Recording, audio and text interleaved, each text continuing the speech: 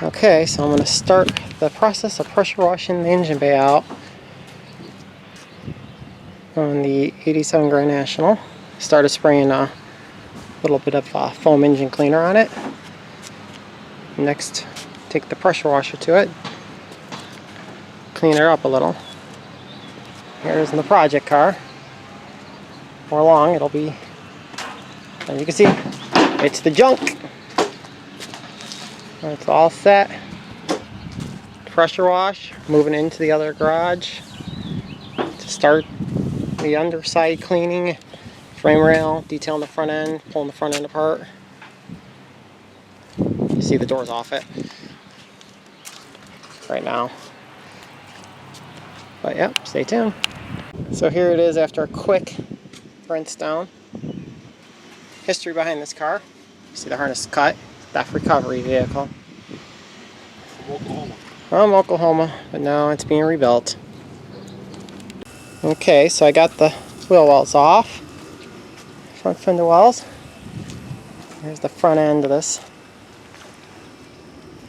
These guys didn't care. They didn't cut the freaking brake lines. They just, whatever. And here it is. Surprisingly no rust holes, which is pretty good. Yeah, it's coming along. Okay, got it dried off. Ready to go. Now I'm going to start disassembling soon. Okay, so I have the front end completely tore apart on the Grand National. Everything taken down. The control arms, everything looks like. So far I've got the upper control arm sandblasted. I have more sandblasting to do on the bottom side. But that's where I'm at. So let me show you my sandblasting cabinet. So I've got a sandblast cabinet and I did some modifications to it, which I might do a separate video on this, but switch turns on the shot vac, which makes the dust collector, which it's homemade. It's kind of getting hard to see because the dust is getting all over. But yep, now just a lot of sandblasting to go until this thing's ready to be painted.